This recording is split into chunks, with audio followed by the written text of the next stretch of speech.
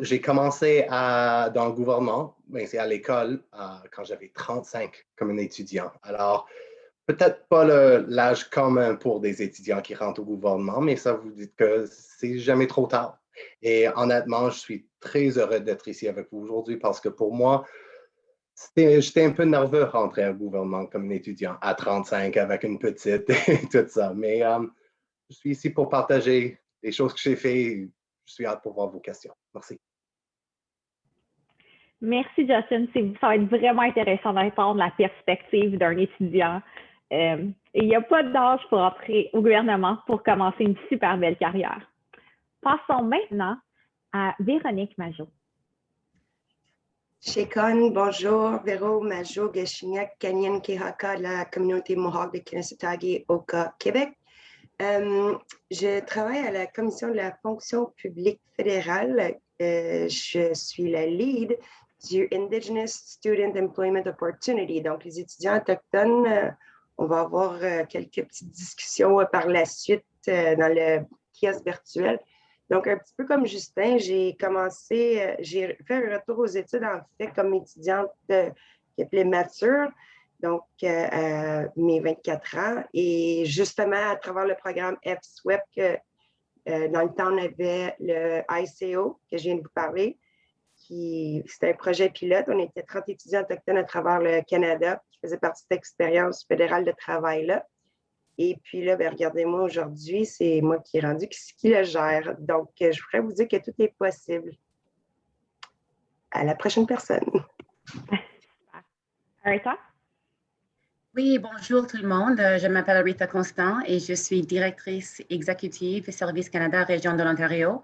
Notre région est une vaste organisation de services, compte à peu près 7500 employés. Je suis responsable de la prestation de services ministériels et vous et moi avons quelque chose en commun. J'ai entamé ma carrière dans le cadre de l'emploi d'été étudiant et je n'ai jamais plus quitté la fonction publique. J'aime mon travail au sein de la fonction publique fédérale et je suis fière de la carrière que j'ai bâtie. Ça fait 25 années. Quand je ne porte pas mon chapeau de directrice exécutive, je joue mon rôle de maman soccer et d'épouse, qui sont les deux fonctions les plus importantes dans ma vie. Merci et bienvenue. Merci, Anita. J'ai vraiment hâte ici d'entendre la perspective. Et puis, passons à notre dernière panéliste, Audrey-Anne Racine. Salut, ça marche maintenant, je suis désolée. Moi, c'est Audrey-Anne Racine, je suis conseillère en ressources humaines à Emploi et Développement social Canada. Dans les 2 dernières années, j'ai eu un emploi étudiant au gouvernement du Canada pour le programme fédéral d'expérience de travail étudiant. J'ai fait un bac en ressources humaines. J'ai eu mon diplôme il y a quelques semaines. J'ai eu mes photos de finissante hier. J'ai fini, je tourne la page sur le bac, mais je suis en train de faire une maîtrise en gestion de projet à temps partiel. Donc, je ne suis plus étudiante, mais j'ai eu un bridging, donc une intégration étudiante dans le cadre de mon équipe. Je travaille en ressources humaines dans une équipe de diversité, puis l'un des groupes qu'on cible, c'est les étudiants. Donc, moi, je travaille pour le volet des étudiants. Je suis en charge du réseau des étudiants à Emploi et Développement social Canada. Donc, on intègre tous les nouveaux étudiants. On apporte du soutien aussi à tous les étudiants à tout moment. Donc, j'adore mon emploi, puis je suis super contente d'être ici aujourd'hui. Tout d'abord, je pense que je vais le dire au nom de tout le monde sur l'appel. Félicitations! Yeah! C'est toujours cool de graduer. Puis ça montre à tout le monde sur notre appel que quand on a l'expérience, une belle expérience d'étudiant au gouvernement fédéral, ben c'est plein d'opportunités par la suite. C'est fantastique. OK, donc je vais commencer avec ma première question pour Areta et Véronique. Donc,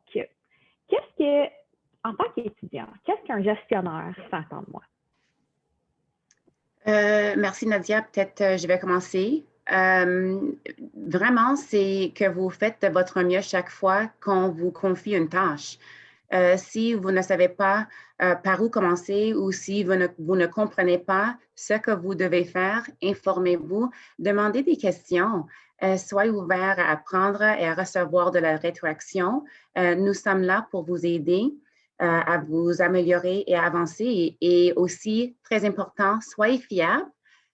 Si vous acceptez une tâche, faites-la avec votre maximum d'efforts et capacité. Merci.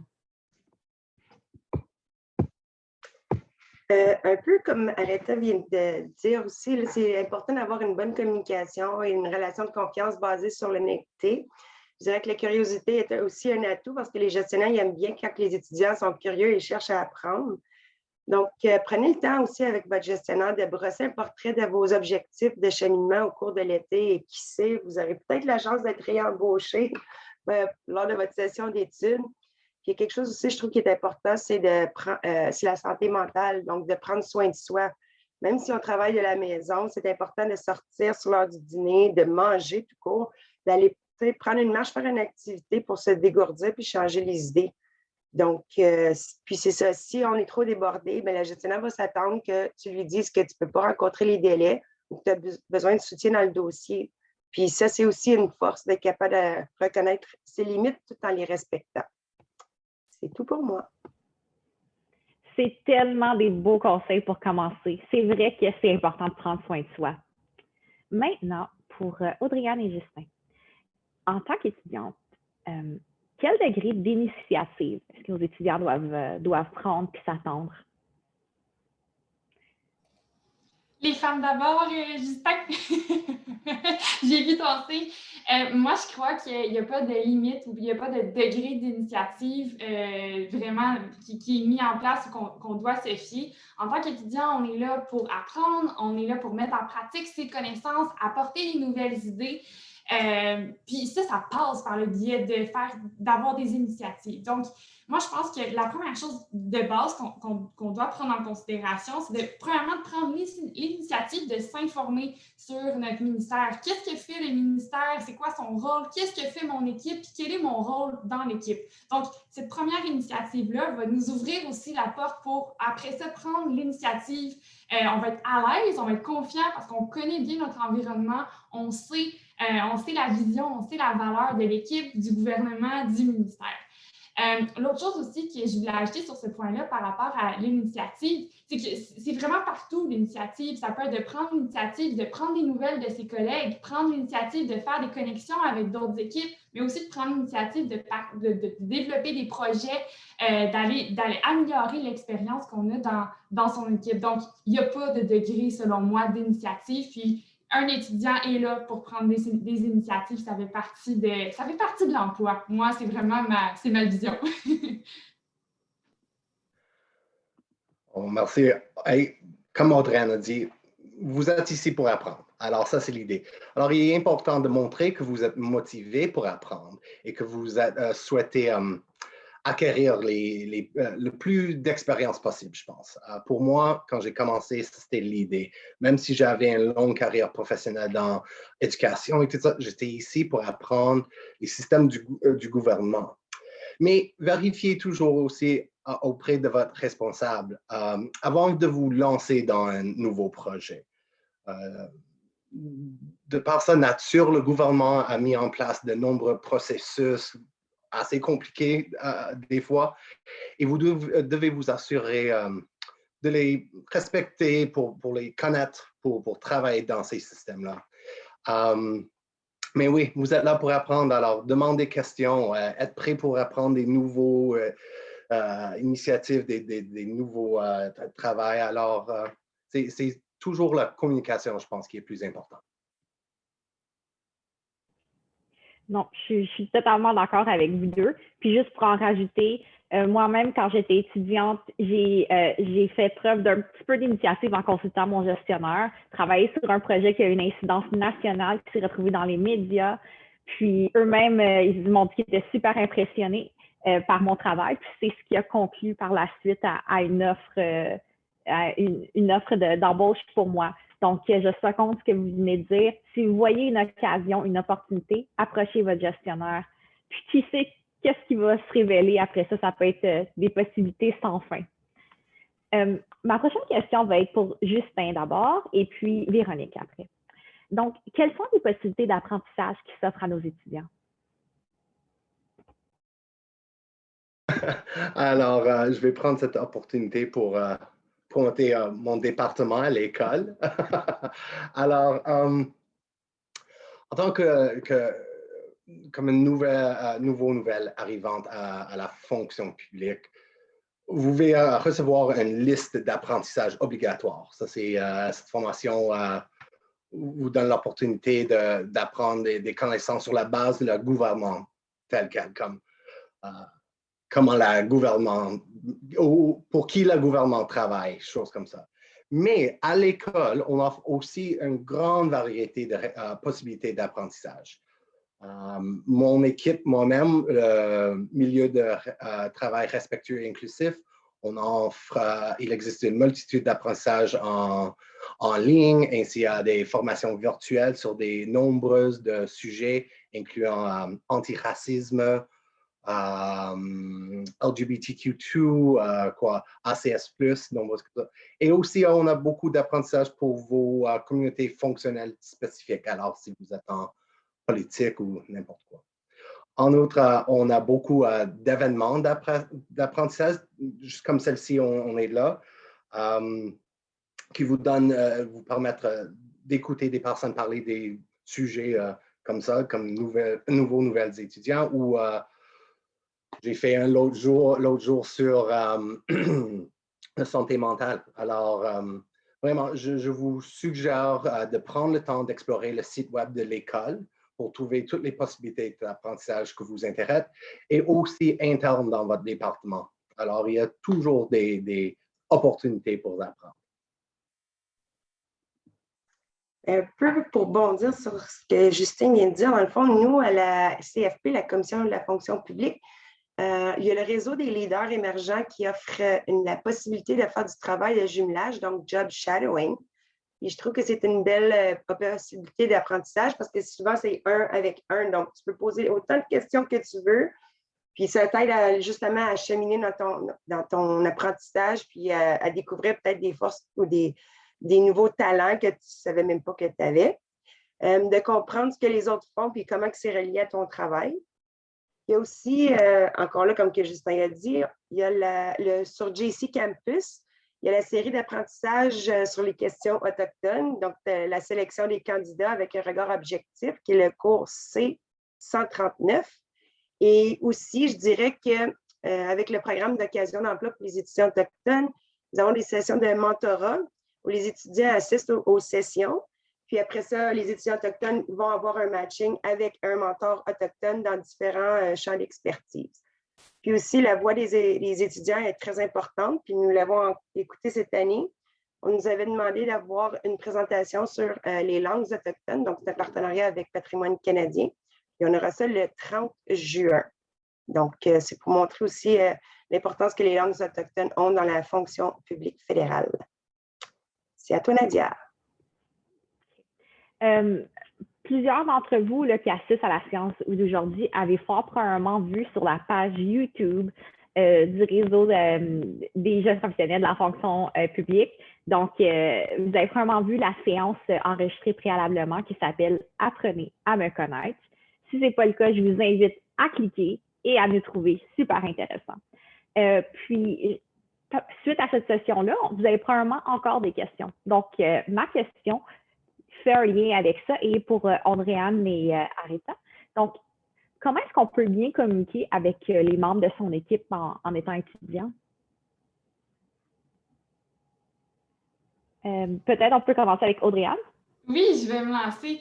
Mais moi, je pense que le premier défi à cette communication-là, c'est de connaître les membres de son équipe. Puis ça peut être un petit peu intimidant de ne pas avoir l'information. Donc, moi, la première chose que je conseille, c'est de ne pas hésiter de poser des questions à sa personne ressource, à son gestionnaire, de comprendre qui est l'équipe. Parce que des fois, on pense qu'on est une petite équipe, mais on est encore plus gros que ce qu'on pense. Moi, en tout cas, au ministère de l'Emploi et Développement social Canada, on a le MS Teams. Donc, il y a une petite manière plus simple de communiquer que par courriel, que des fois, ça peut être plus long. Puis, recevoir beaucoup plus de courriels. Donc, moi, par message texte, je trouve ça super, super le fun. L'autre chose aussi, c'est de vraiment pas hésiter de partager ses passions. Donc, on est dans un contexte professionnel, mais de parler de nous, de s'intéresser à l'autre, savoir si vous avez des points en commun, ça l'aide beaucoup à faire des liens aussi, d'avoir des relations avec ses collègues. Là. C'est mon petit truc, là, allez dans vos passions, n'hésitez pas à partager qui vous êtes à l'extérieur du cadre professionnel. Oui, et similaire avec Audrey-Anne, avec la pandémie, c'est très difficile. Nous avons les contraintes qu'on n'avait pas avant. Il n'est plus possible de dîner avec nos collègues ou d'aller faire un saut chez Starbucks ou Tim Hortons. Mais comme Audrey-Anne avait dit, MS Teams, très, très utile pour clavarder, collaborer et organiser des rencontres virtuelles.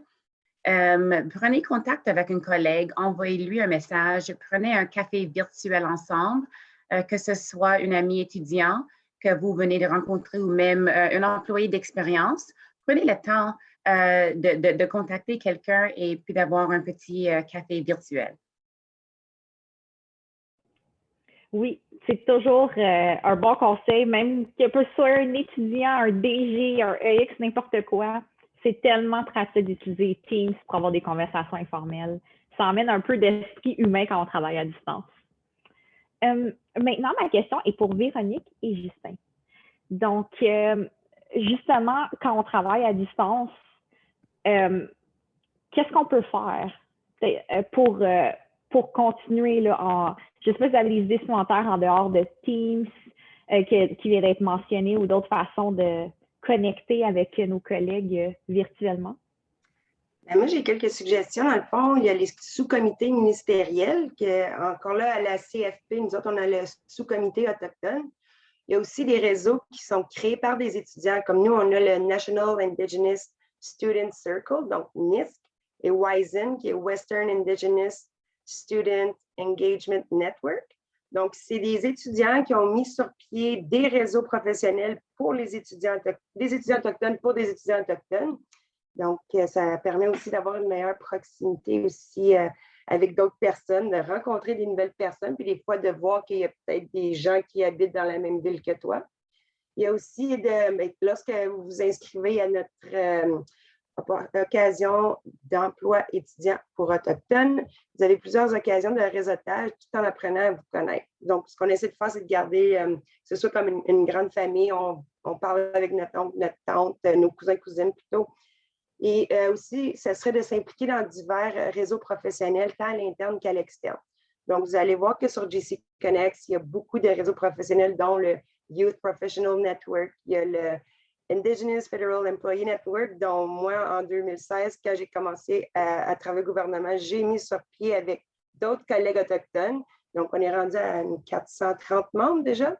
Et il y a aussi aussi les réseaux sociaux. Donc, si vous allez sur Facebook, vous avez plusieurs groupes du gouvernement qui commencent par GOC, comme le GOC Indigenous Federal Employee, où il y a aussi le GOC Policy. Il y en a plusieurs comme ça. Donc, il ne faut pas se limiter juste à ce qui est à l'interne parce que parfois, c'est certaines pages comme ça sur Facebook, par exemple, où les gestionnaires de recrutement sont là. Et peut-être que quand vous passez à travers le processus de GC Jobs, ça va prendre pas mal plus de temps que le gestionnaire qui est là et qui te demande une entrevue dans la même semaine. Donc, voilà ce que je vous conseille. À toi, Justin.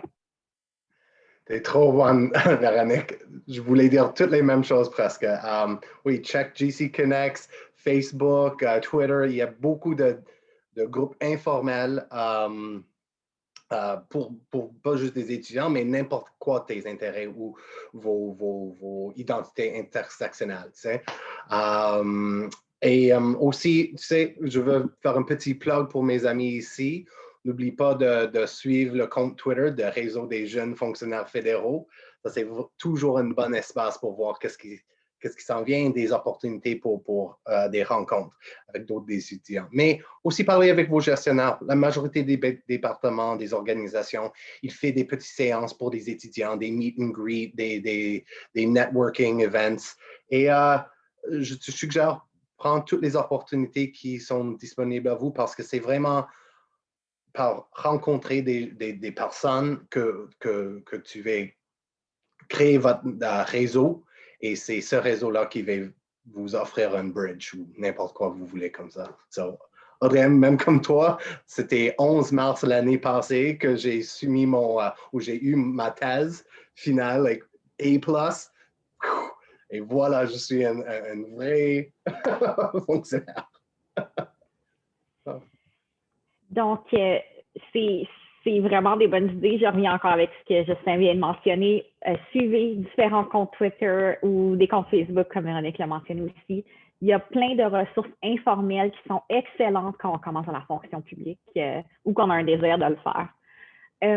Et puis, en continuant sur les différentes ressources disponibles, je tiens à vous rappeler que dans la fonction chat, on a des super belles ressources qui sont liées.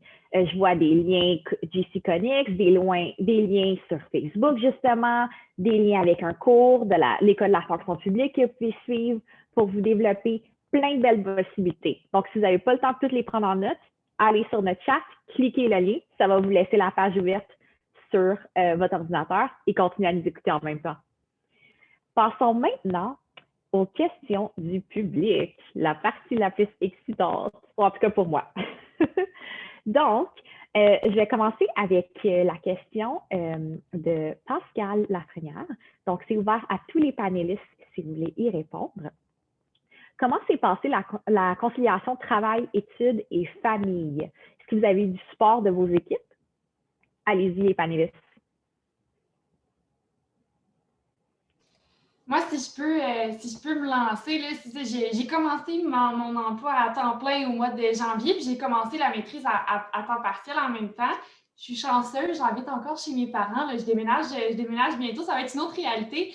Mais c'est ça, moi, effectivement, je n'ai pas trouvé ça super facile, le travail, études, mais ça a été vraiment une période d'adaptation naturellement. Puis j'en ai discuté ouvertement avec ma gestionnaire qui comprenait que pour moi, c'était encore important, là, les études à la maîtrise. Elle s'est montrée très, très ouverte là, à voir avec moi mes heures de travail afin de concilier travail et études. Donc, moi, ça a été vraiment dans jaser avec ma gestionnaire qui m'a aidée. Puis, naturellement, il y a une période d'adaptation qu'on doit tous passer, là, mais en ce moment, ça va mieux.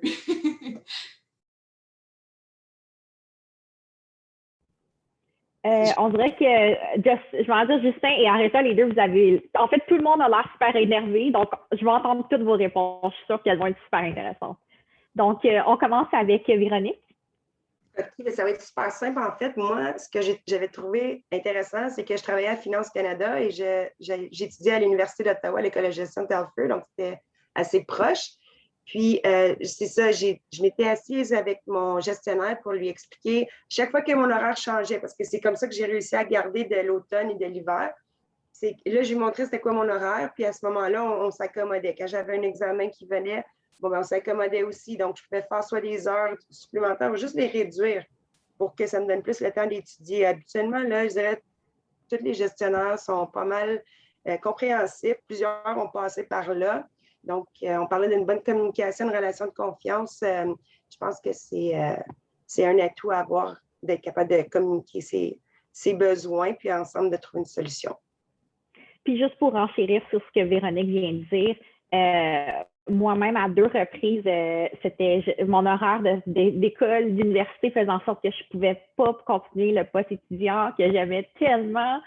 Et puis, j'ai été honnête avec mon gestionnaire aux 2 moments. Et puis, les 2 fois, les gestionnaires m'ont replacé ailleurs dans l'organisation avec un poste qui était plus aligné avec mon horaire d'université. Donc, vraiment, là, comme Véronique dit, la communication, c'est important d'être honnête et d'arriver avec son horaire. Passons maintenant à Justin. Merci beaucoup. Et oui, Véronique, ça c'est l'idée. C'est juste la communication avec tes gestionnaires. C'est vraiment le cas. Mais pour moi, c'était un peu peut-être différent de la majorité des étudiants. Moi, je suis un père à une jeune fille de maintenant 9 ans, mais elle a juste commencé la primaire quand j'ai commencé au gouvernement. Alors, avec ça, mes études, je faisais les études temps plein. Je faisais mes études durant l'été aussi parce que je suis trop vieux pour prendre mon temps pour faire ma maîtrise, mais Après ça, j'ai pris des mêmes choses que vous, Véronique. Chaque automne puis hiver, je donnais mon horaire. On a vu, comme j'ai mis toutes mes classes dans 2 ou 3 jours, puisque je peux travailler toujours au gouvernement parce que je ne voulais pas perdre cette opportunité-là. Mais c'est juste parler. Il y a des systèmes mis en place pour ces instants ici. On a des systèmes mis en place si ma petite était malade ou j'avais un gros examen, je peux parler avec ma gestionnaire, je peux travailler un petit peu extra ce jour-là tu vas voir un système qui marche pour toi et votre gestionnaire.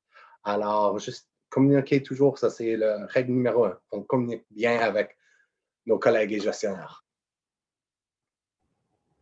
Aretha? Oui, merci. Alors, avant, c'était l'école, le travail. Maintenant, c'est le travail des enfants. Moi aussi, j'ai un garçon de 9 ans, une fille de 13 ans, presque 14 ans. Et puis, pour moi, c'est toujours établir les priorités. Alors, au travail, je dis, OK, patronne, vous savez que moi, ma fille, nous avons soccer, tel jour, elle doit voyager, mais j'ai toujours établi que mes priorités étaient famille. Et puis, moi, si j'ai reçu un appel de l'école, j'ai dû partir priorité famille. Alors, c'est vraiment ne soyez pas gênés de communiquer vos priorités parce qu'à la fin de la journée, nous sommes tous des humains. Nous sommes des personnes, des pères, des mères, des sœurs et frères. Et puis, tout le monde est au courant que probablement la famille, les enfants ou l'école, on doit vraiment répondre à ces priorités avant le travail parce que sans eux, je ne sais pas si on travaillait. Ils sont très importants dans nos familles et dans nos vies. Alors oui, c'est établir en soi et communiquer quelles sont nos priorités. Et Audrey-Anne? Je me suis lancée au début, là, mais je suis bien d'accord avec tout le monde. La communication avec les gestionnaires, puis de donner son horaire à l'avance aussi, ça va aider à faciliter la conciliation. Je passe maintenant à une autre question du public de Selena, que vous pouvez voir dans le chat, dans la section questions et réponses. Donc, j'invite Aretha et Véronique à répondre à cette question. Donc, Selena mentionne que son superviseur n'a pas beaucoup de temps, puis que Selena a beaucoup de temps libre, et que ça fait en sorte que ses projets ou ses tâches se finissent très rapidement. Donc, est-ce que vous auriez des suggestions pour combler le temps libre et rester productif? Oui, merci, bonne question. Et peut-être Selena, elle est très efficace au travail. Mais moi, je suggère que c'est très important de prendre le temps de faire des études, des apprentissages. Alors, nous avons le collège ESTC, nous avons l'école de la fonction publique. Ils ont tellement de cours en ligne où est-ce que nous pouvons apprendre. Alors, ça, c'est un choix. L'autre choix, c'est vraiment de prendre l'initiative d'aller à votre gestionnaire et de demander pour d'autres projets, pour d'autres travaux. Parce que pour moi, quand quelqu'un m'approche et me demande pour d'autres travaux ou prend l'initiative de venir vouloir m'aider, c'est très important et je vois que cette personne probablement a beaucoup de... has a very bright future ahead parce qu'on ne veut pas que les étudiants font rien. On embauche les étudiants pour contribuer aux priorités du gouvernement du Canada. Et puis, si on voit que quelqu'un peut continuer à apprendre et à offrir leurs services, c'est très important. C'est tellement bien résumé parce que c'est vrai, il y a des fois, ça arrive, les étudiants sont très, très, très efficaces. Puis si on n'a pas communiqué ça avec notre gestionnaire, ben, ça risque que ça stagne. Mais le plus que tu vas te démarquer dans ton accomplissement, ben, c'est des choses qui vont faire que, justement, quand l'école va recommencer, ça va te permettre d'avoir probablement une offre de ce gestionnaire-là qui va te demander si tu veux continuer. Puis oui, c'est pas toujours évident aller à l'école et travailler, concilier. En plus, il y a une famille à t'occuper. mais je dirais que ça vaut vraiment la peine parce que l'expérience que tu apprends au travail, tu peux l'appliquer à l'école et vice-versa. Puis encore là, c'est ça, vraiment une bonne communication. Puis c'est de montrer, regardez, comme que j'ai dit tantôt, tu t'assois puis tu te dresses un portrait de où est-ce que tu veux cheminer et où est-ce que vous pouvez aller. Parce que là, il va voir que tu avances peut-être plus vite que qu'est-ce que ça en est. Donc, il va pouvoir te guider sur certaines pistes. Puis aussi comme les cours de perfectionnement qu'il y a à l'École de la fonction publique. Donc, ça aussi, j'ai mis le lien. Là. J'ai l'air d'être partie un peu pas mal avec les liens, là, mais écoutez, prenez ce que vous avez besoin. Merci. Puis, en continuant là, sur cette même lancée, ça se connecte vraiment bien à ma prochaine question là, qui vient de Philippe Leroux. Par rapport, tout d'abord, il tient à féliciter Audrey-Anne encore, comme on le fait tous. Puis sa question là, est en lien avec s'il se ferme des portes en ne travaillant pas pendant l'année ou si c'est possible pour Philippe de demander à son gestionnaire d'avoir une promesse d'emploi post-graduation en assumant qu'il apprécie son travail, là, évidemment. Peut-être Aretha a l'air de vouloir répondre. Oui, certainement, je peux commencer et puis je vais parler de la part de Service Canada, Région de l'Ontario. Et puis chaque année, lorsqu'on embauche des étudiants, les gestionnaires demandent si les étudiants veulent retourner. Si votre gestionnaire ne demande pas, c'est très important de signaler que vous êtes intéressé à retourner parce que ce qu'on préfère faire, c'est réembaucher les mêmes étudiants chaque année parce que ces étudiants ont déjà eu tout l'entraînement, l'information concernant leur poste. Alors, nous travaillons dans les centres Service Canada, centres d'appel Assurance Emploi, et puis ça prend beaucoup d'apprentissage. Et puis, on préfère, comme j'ai dit, réembaucher les étudiants. Et puis, finalement, il y a un programme Bridging, ça s'appelle Bridging, où est-ce qu'après que les étudiants sont soit finis l'école, peuvent venir travailler pour nous à temps plein. Alors oui, pour nous, c'est comme un investissement. Les étudiants, on aime travailler avec les étudiants et on aime embaucher les étudiants. Beaucoup d'enthousiasme, beaucoup d'innovation. Et puis, oui, on embauche année après année après année. Merci. Justin aussi a de l'air d'être intéressé à répondre. Je veux répondre oui. Ce n'est pas nécessaire de rester dans votre poste pour toute l'année. C'est clair que comme étudiant, vous avez beaucoup de travail à faire. Pour moi, c'était plus une fonction de nécessité. Tu sais, je dois payer mon loyer, tout ça. Alors, j'ai fait les extra efforts. Mais n'oublie pas, comme un vieux homme, j'ai aucune vie sociale. Alors, c'était facile pour moi. J'ai des sports avec ma conjointe et ma petite même, elle était très enthousiastique. Mais pour moi, oui, c'était la même chose. C'est juste toujours signaler avec votre gestionnaire et n'importe qui vos intentions, que tu aimes ton travail, vous êtes passionné dans ça, tu veux continuer. Et je sais, comme Audrey, puis Véronique, tout le monde, ma conjointe, elle fait les engagements d'étudiants dans son département et elle adore quand elle a les mêmes étudiants qui retournent chaque année parce que la moitié du travail, c'était fait l'été passé. Alors, juste signaler et toujours faire un petit reach out peut-être avant la fin de la semestre, dire « Oh, mes cours finis telle semaine ici, si toujours tu regardes pour quelqu'un, je suis toujours disponible, boum, boum, boum. » Et être certain de laisser ou mettre en date votre profil sur FSWAP. Être certain que c'est toujours là parce que ça c'est une très importante partie de ce petit cours-là pour cherry picking. Puis Véronique, je vois qu'il y a aussi un désir ici de rajouter. En fait, oui, c'est juste pour compléter ce que les autres ont dit. En fait, c'est que tu développes une relation de confiance avec ton gestionnaire. Puis aussi le fait que le gestionnaire a investi dans toi, dans ton programme de cheminement, comme Aretha disait. Je trouve que c'est une belle façon, justement, que si tu arrives à bâtir cette relation de confiance-là, de la maintenir et de pouvoir cheminer. Mais on n'est pas obligé de rester toujours dans le même ministère parce que, justement, ton cheminement, ta progression de carrière va aller avec l'évolution dans laquelle tu te portes. Donc, ouais, c'est basé sur la relation de confiance. Merci.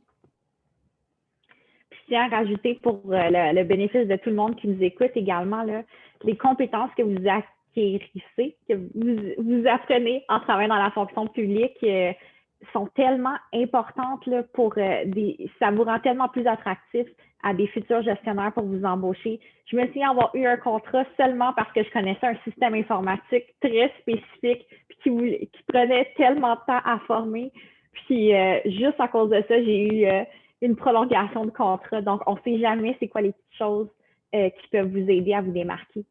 Puis, en continuant là, sur la lancée là, mentionnée par Arita et puis Véronique, qui ont parlé un peu là, de ce qui arrive dans le futur, ça nous amène à la question d'Amélie dans le chat par rapport aux étapes à suivre pour un bridging au gouvernement. Donc, j'invite, je crois, à être la plus récente à avoir passé au travers le processus, Audrey-Anne, à se lancer sur cette question-là. Oui, absolument. Mais je crois que la première étape à avoir, tout le monde l'a eu, donc c'est d'avoir un emploi étudiant au gouvernement du Canada. Ensuite, c'est de faire mention à votre gestionnaire que vous êtes sur le point de terminer vos études, que vous êtes intéressé de travailler dans la fonction publique, de mettre de l'accent là-dessus, là, de dire que vous voulez commencer votre carrière. Moi, quand ça a été mon temps de jaser avec ma super gestionnaire, je vais te dire, j'ai 2 super gestionnaires. Quand ça a été le temps de jaser avec mes gestionnaires, leur dire que je finissais mes études, je me disais, quand je dois commencer à en jaser? Puis je pense que pour un conseil pour tout le monde, c'est vraiment d'en jaser le plus tôt possible. Donc, dire que vous avez l'intérêt, que ça vous tente, que vous terminez vos études à une date précise. Puis moi, dans mon cas, ce qui est arrivé, j'en ai parlé au mois d'octobre passé. J'ai fini mes études au mois de décembre. Ensuite, on m'a offert un emploi occasionnel. Donc, un emploi occasionnel, c'est 90 jours par ministère par année. Donc, j'ai eu un 90 jours d'emploi occasionnel. Ça a laissé la chance à mes collègues de remplir la paperasse, de moi faire les tests de langue seconde, donc pour s'assurer que je répondais aux critères de mon emploi. Puis, j'ai eu mon bridging il y a un mois, donc au mois de mai. Donc, l'étape initiale, tout le monde l'a passé. Vous avez un emploi dans la fonction publique. Puis après ça, c'est de signaler votre intérêt à votre gestionnaire en temps et lieu. Wow, c'est super récent. Une autre raison pour féliciter Audrey-Anne. On est tous heureux encore. Puis, j'invite aussi Arita, parce qu'elle a beaucoup d'expérience à embaucher des étudiants, peut-être à exprimer son côté plus de gestionnaire à l'embauche par rapport au bridging. Oui, certainement. Et c'est comme Audrey l'a dit, premièrement, on doit signaler que c'est quelque chose qu'on veut avoir, qu'on veut rester avec la fonction publique. Et puis, à part de ça, c'est très simple. C'est quelque chose que le gestionnaire peut faire. Certainement, il y a des considérations de budget et le travail, mais c'est tellement facile. Nous avons à Service Canada embauché des étudiants de statut étudiant jusqu'à poste déterminé. Alors, on a dépassé poste occasionnel et puis on est allé à poste déterminé et c'était très facile. On travaille avec nos collègues de ressources humaines et puis comme ça, on commence à temps plein.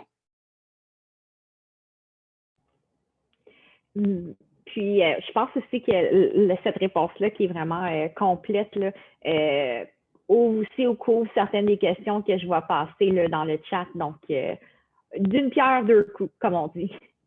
On passe maintenant à la question de Sarah, toujours dans la fonction de chat en ligne. Donc, Sarah exprime qu'elle aime vraiment beaucoup son poste actuel, qui a un désir de contribuer à travailler dans le sein de l'équipe à l'automne, à temps partiel, puis même de façon permanente par la suite. Mais comment est-ce qu'elle peut faire pour bien communiquer et exprimer là, cet intérêt-là, puis à quel point elle aime son équipe actuelle? J'invite Audrey-Anne à commencer, suivie de Justin. OK, mon Dieu, je sens que je vais peut-être un petit peu raboter, mais c'est ça, de ne pas avoir peur de dire que tu aimes l'équipe, que tu apprends beaucoup, que tu as des belles opportunités d'apprentissage, puis aussi que tu as beaucoup à donner. moi, je mettrais beaucoup d'accent là-dessus, là, donc d'exprimer ton goût de travailler, ton goût de travailler dans la fonction publique, de dire que t'aimes ce que tu fais, là, de vraiment de mettre l'accent là-dessus. Puis ça va t'ouvrir la porte vers le bridging, là, vers un emploi à temps plein par la suite. Mais d'exprimer comment tu te sens, je pense que c'est la clé, puis de communiquer. Toujours la solution à plusieurs problèmes, plusieurs situations, de communiquer. C'est mon petit point que j'ai à donner.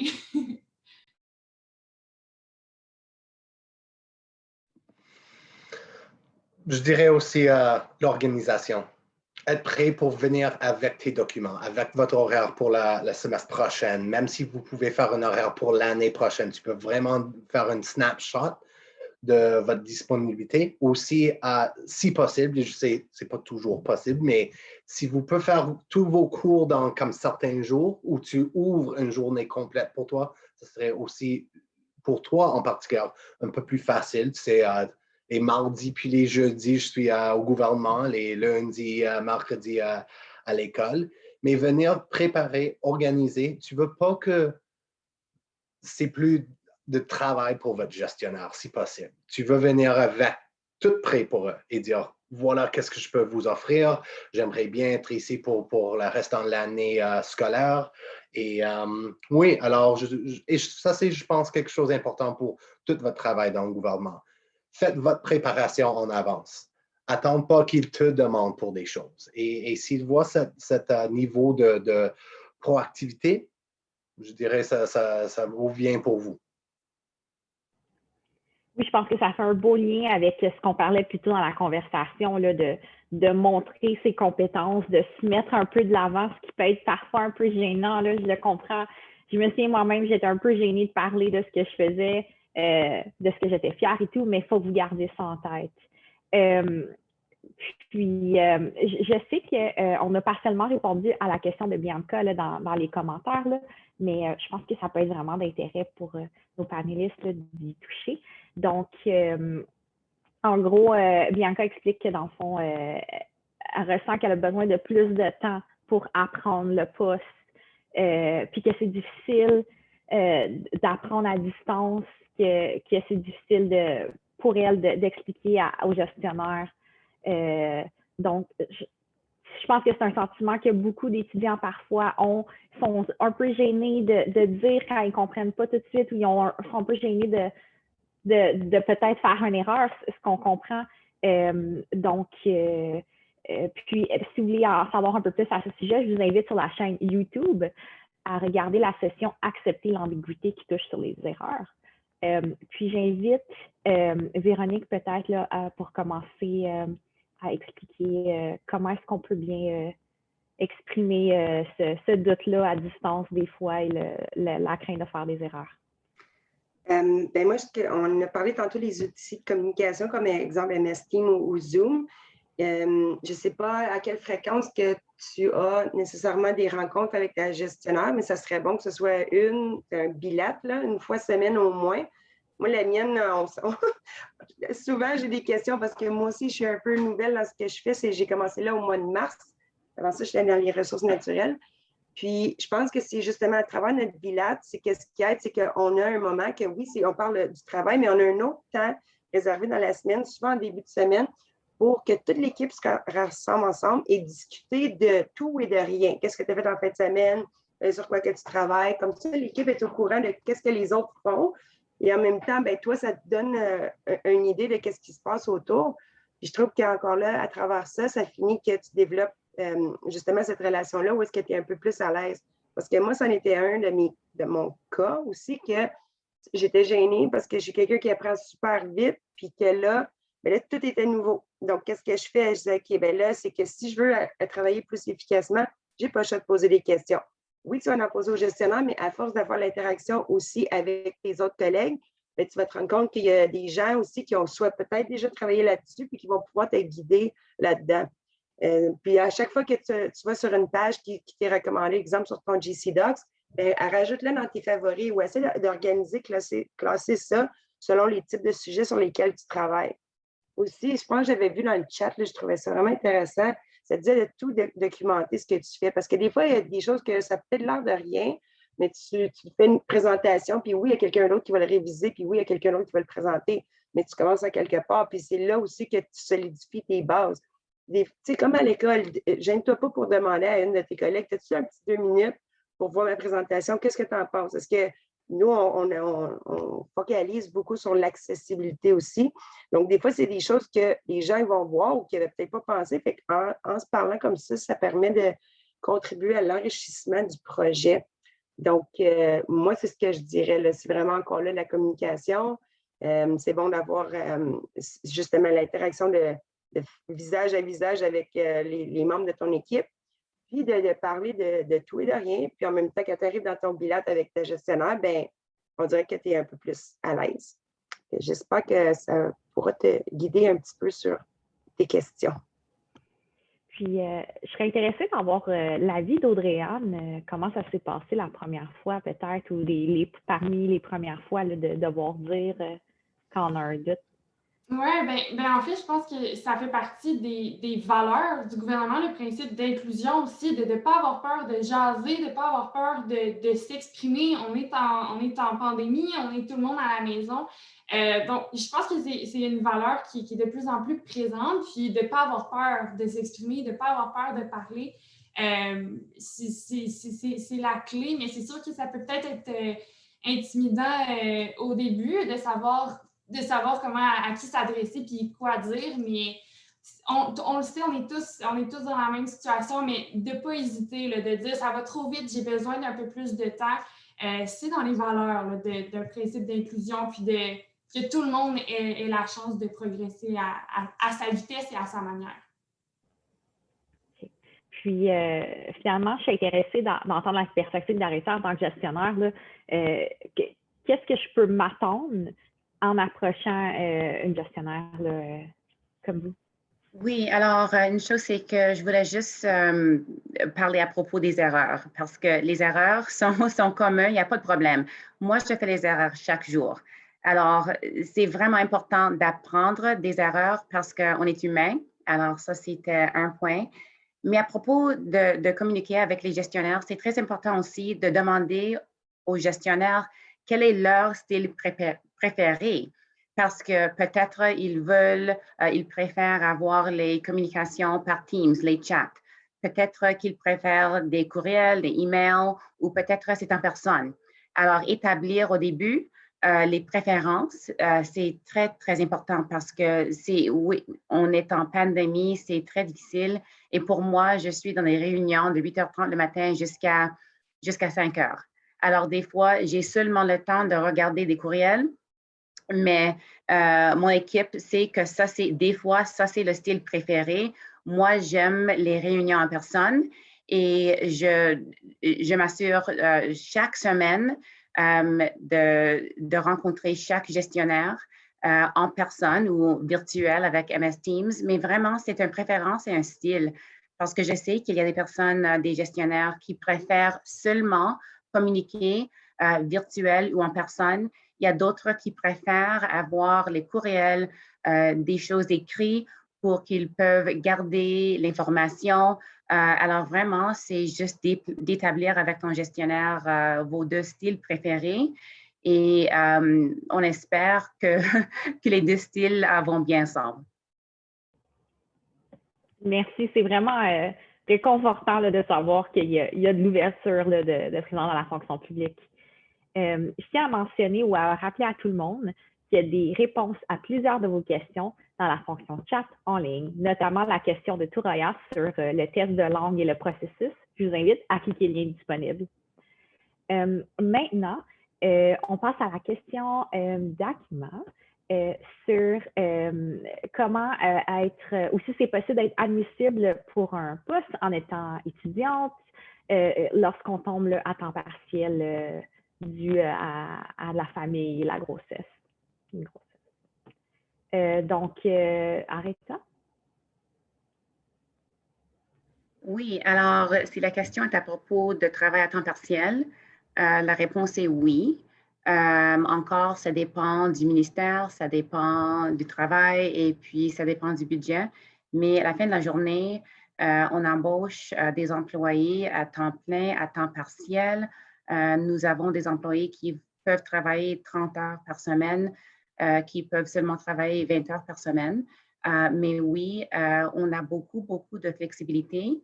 Et puis, comme j'ai vu dans la chat, il y a plusieurs types de postes, déterminés, indéterminés, occasionnels, étudiants. Alors, on aime, c'est une affaire de jumelage. Alors, oui, on veut avoir les personnes qui font leur travail bien, qui bien fassent leur travail, mais aussi, on veut avoir des gens qui aiment leur travail. Et puis, si on trouve quelqu'un qui aime le travail, moi, comme étant gestionnaire, je vais faire ce que je peux pour assurer que l'employé, que l'étudiant, qui n'importe qui, peut travailler pour moi sur mon équipe, mais basé sur leur vie, leurs préférences et leur capacité aussi. Alors oui, il y a beaucoup d'opportunités dépendant de votre vie et vos circonstances personnelles. Merci. La prochaine question vient de Selena Bolduc. Donc, Selena dit qu'elle connaît bien le ministère où elle travaille en ce moment, mais qu'elle n'est pas au courant des possibilités d'emploi dans les autres ministères. J'invite d'abord Véronique puis Justin à parler des ressources qui sont disponibles, en plus des ressources que vous pouvez voir sur le côté dans la conversation en ligne. Moi, je dirais que, là, s'il y a quelqu'un qui va pouvoir le partager dans le site, parce que j'ai essayé de trouver l'adresse courriel en même temps, ça s'appelle GC Jobs. Donc, il y a beaucoup d'emplois qui vont être là, puis ça va te dire en fonction de, exemple, ta position que tu as, si tu es un poste EC, par exemple. Si tu le veux dans la région d'Ottawa, même si on travaille de la maison, ça va te donner une idée, parce qu'il y a certains postes qu'éventuellement, il faut que tu voyages. Donc, il y a celui-là, puis il y a aussi le site de la Commission de la fonction publique qui est assez bien documenté pour les gestionnaires qui embauchent des étudiants et les étudiants, quel emploi qui s'offre à eux, si c'est un emploi à l'interne, si c'est un emploi à l'externe. Si c'est un étudiant qui s'est autodéclaré, donc il y a un formulaire d'autodéclaration pour les gens qui font partie des 4 groupes d'équité en matière d'emploi. Donc, là, il y a les personnes autochtones, il y a les femmes, il y a les minorités visibles et les personnes en situation de handicap. Donc, ça aussi, c'est quelque chose à éventuellement à explorer si vous ne l'avez pas déjà fait. Donc, ce serait les deux pour l'emploi. Il y a aussi, encore là, les groupes Facebook que je vous ai parlé tantôt. Souvent, il y a beaucoup d'emplois qui sont affichés là avant même que ce soit affiché sur le site du gouvernement. Donc, puis le gestionnaire d'embauche est la personne qui mais qui fait l'apparition, dans le fond, de sa recherche d'emploi.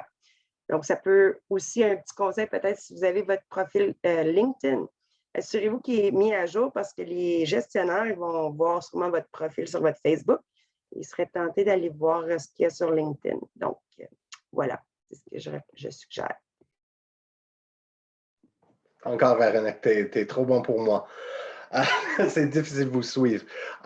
Mais comme elle a dit, oui, GC Jobs, tout ça y est là. Et aussi sur les réseaux social media, genre comme Facebook et n'importe quoi.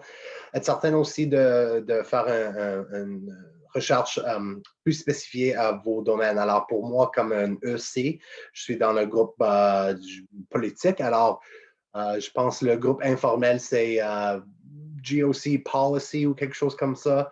Je trouve souvent des postes là. Et comme on parlait avant, network, les réseaux, tu sais, parle à des gens, rencontre des personnes. Je pense que pour moi, un de mes premiers postes dans le gouvernement, c'était dans un domaine plus comme engagement. Alors, j'avais l'opportunité pour parler à beaucoup de gens et dire, oh, c'est qui ça, Justin? Oh, Justin est bon gars. OK, peut-être, on cherche quelqu'un, Justin, tu veux venir ici? So, n'hésitez pas de vous mettre, face forward, comme on dit. Être là, parler avec des gens. Mais honnêtement, pour moi, personnellement, meilleur même que GC Jobs, c'était les groupes informels, que souvent des gestionnaires ou des directeurs, directrices, mais en ligne en premier. Et bonne chance. Merci là, de cette réponse-là. Les contacts informels que ce soit le réseautage, comme Véronique l'a mentionné, LinkedIn, c'est vraiment très pratique. On approche de la fin de notre séance. En fait, on est rendu déjà à la fin. J'invite chacun des panélistes à nous laisser avec un mot de la fin, quelque chose à se rappeler et à retirer de cette leçon. Donc, je vais commencer dans le fond dans l'ordre de mon écran. Donc, on va y aller avec Aretha, suivi par Audrey-Anne, Justin et Véronique. Oui, merci Nadia. Et la session était excellente. Et pour moi, c'est toujours que les valeurs, les éthiques sont toujours importants. Le respect en soi, diversité, langue officielle, ce sont des compétences qui sont transférables et puis très importants. Alors, si on fait le travail avec le respect, avec l'honnêteté, c'est toujours bon pour soi-même et pour votre futur. Merci. Moi, j'aurais à dire, restez curieux, prenez la chance de faire des initiatives dans votre milieu de travail. Vous êtes là pour apprendre, il n'y a aucune question niaiseuse. Faites du réseautage, c'est super important pour votre carrière. Oui, vous avez un emploi étudiant, mais cet emploi étudiant-là vous ouvre la porte vers une carrière. Donc, c'est vraiment pas à négliger. Puis, n'hésitez pas à connecter avec moi si jamais vous avez des questions. Ça va me faire plaisir de vous aider. Je dirais deux choses. En premier, n'oublie pas pour qui vous travaillez. Tu ne travailles pas pour une DJ ni un gestionnaire, ni n'importe quoi. Tu travailles pour des citoyens ici dans le pays Canada. Alors, si vous êtes ici, oui, c'est un bon job, il y a des super bons bénéfices et toutes choses comme ça, mais vous êtes ici pour améliorer la vie des citoyens canadiens. Alors, n'oublie pas ce côté quand tu travailles. Sur l'autre côté, c'est le plus gros employeur au pays. Alors, les choses comme social media, Facebook, Twitter, tout ça, pour moi, je suis un vieux homme, comme j'ai dit, c'était pas vraiment mon chose, mais c'est la meilleure façon pour connecter, pour voir des différentes opportunités, pour voir des différentes chances pour toi. Alors, utilise les outils qui sont là pour vous. Et aussi, comme quelqu'un à l'école, n'oublie pas de toujours apprendre. Il y a toujours quelque chose à apprendre, aller prendre des cours et compléter votre résumé d'apprentissage. Je dirais que soyez humble dans votre apprentissage parce que justement, on a parlé beaucoup de poser des questions, mais c'est parce que l'orgueil n'a pas sa place à ce moment-là. Si tu veux acheminer, si tu veux avancer, il faut que tu sois humble dans ta démarche, sans manquer son ambition par contre, mais puis je dirais que aussi, ce qui est important, c'est principalement de penser en dehors de la boîte parce que des fois, c'est peut-être pas une façon que tu penses que c'est supposé d'être fait ou que le gestionnaire pense d'être fait. Donc, si tu arrives à l'expliquer le pourquoi, que ce serait plus efficace de cette façon-là, bien, c'est encore là un atout pour toi parce que tu arrives à te démarquer des autres concurrents. Puis aussi, comme Audrey-Anne a dit, bien, je vais mettre mon courriel dans le chat si jamais vous avez des questions ou que vous voulez en savoir plus sur l'occasion d'emploi pour les étudiants autochtones. Ça m'a fait plaisir je ne vous ai pas vu, mais ça m'a fait plaisir que vous soyez là, vous posez les questions, puis qu'on puisse avoir cette interaction-là avec vous. Merci. Ah, puis en passant, excuse-moi, je coupe la parole, Nadia. On a un kiosque virtuel à 15h45 pour les étudiants autochtones qui sont soit déjà inscrits à l'occasion d'emploi ou qui désirent en faire partie parce qu'on a un événement national le 21 juin. Donc, j'attends de vos nouvelles. Merci encore. Il n'y a pas de problème. En fait, c'est ce que je m'en allais rappeler à tout le monde. Donc, il y a une séance d'information qui suit pour les gens qui se sont inscrits. En fait, il y en a deux. Une pour les étudiants autochtones et une opportunité d'emploi pour les étudiants handicapés, là, tout juste après cette session-là. Donc, je remercie tout le monde d'être venu aujourd'hui, à nos panélistes, bien entendu, puis à toutes les personnes là, dans le chat en ligne. C'est vraiment bien que vous ayez pris la peine de prendre le temps. C'est un bon départ, une belle façon de commencer votre carrière et plus, qui sait. Je vous invite également à vous inscrire aux événements qui ont lieu à tous les mardis. Vraiment une mine d'or pour en apprendre beaucoup sur la fonction publique. Puis, enfin, en continuant sur la lancée du réseautage qui a occupé une partie de notre conversation aujourd'hui, je vous invite à une séance de réseautage qui aura lieu aujourd'hui à la toute fin de la journée, de 15h30 à 16h30, heure de l'Est, et qui va se dérouler sur la plateforme V-Expo à l'aide de WonderMe. Ça va permettre de rencontrer d'autres étudiants, de créer des réseaux, vous engager, puis de commencer à construire votre communauté GC ou notre communauté du gouvernement du Canada, comme on aime l'appeler. Merci à tout le monde d'être ici. Bonne fin de journée.